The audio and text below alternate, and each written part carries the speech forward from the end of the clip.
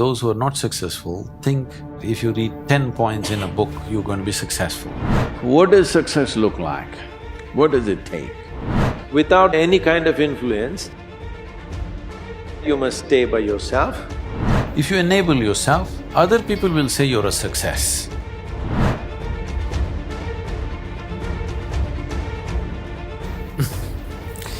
If there were tips for success, everybody would have been successful. There are no tips for success. Hands on, you got to do a million things. Only those who are not so successful or those who are not successful think somewhere if you read 10 points in a book, you're going to be successful. Those who are successful, they know, they stand on their head and do circus on a daily basis, okay? Only in the parties they stand up straight, rest of the time they are on their head, okay? We need to understand this. If you want to be successful, don't seek success. What you seek is competence. If you enable yourself and if you do something well, other people will say you're a success. If you think I'm a success, it's foolish, isn't it? You're doing something and you're doing it well, other people in the town or in the country or in the world, people will say, oh, he's doing something really successful. They're looking up to you, that's fine. You look up to yourself, that's madness, okay? You don't seek success, you seek empowerment, you seek competence. You do the best that you can do. You cannot do as well as somebody, but you can do the best that you can do. So if you do your best, if your best is good enough, world will recognize. If it is not, you will be happy.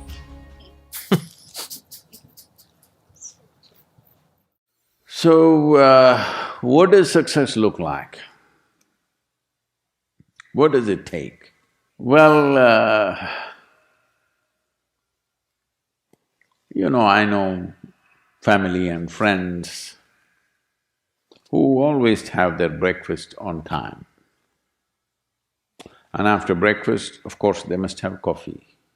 After coffee, of course, they must light up a cigarette and sit there nicely because they're trying to become peaceful.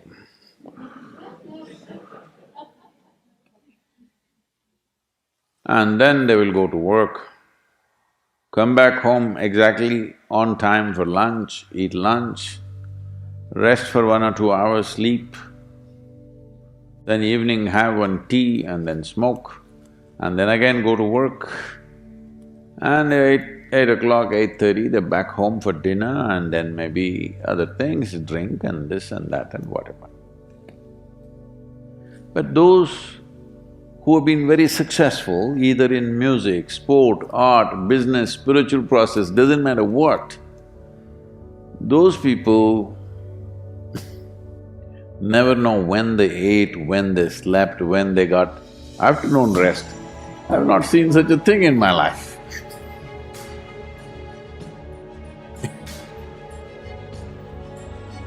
So,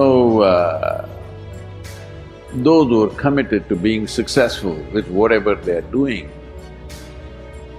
one important aspect of their life is they're not settling down wherever it's a bit comfortable. Because comfort will happen when they lower you to in the grave, very comfortable you are, Right now, it's about ensuring that there is profoundness of experience and there is impactfulness of activity. Because if they had given you a limitless amount of time, you could do all those things, nothing wrong, I'm not against them. But they gave you such little time with such tremendous potential of being human, that's the problem.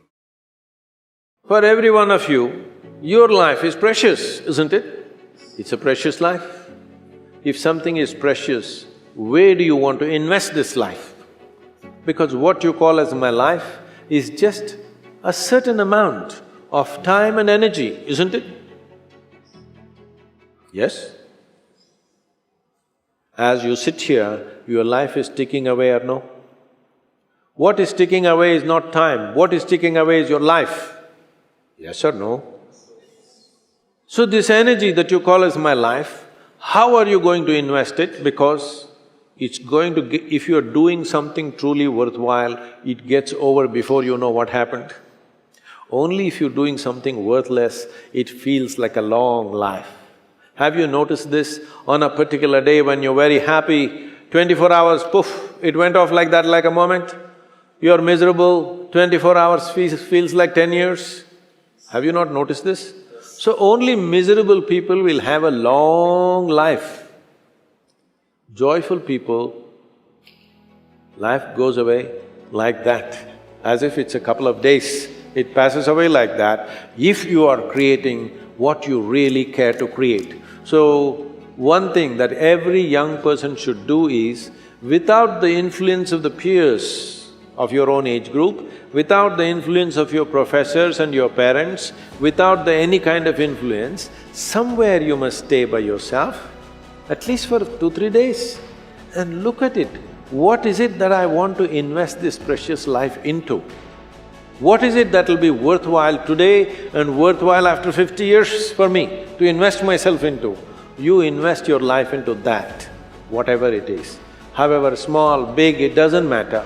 If you see that this is something truly worthwhile and you invest your life in that, this will be a life of fulfillment.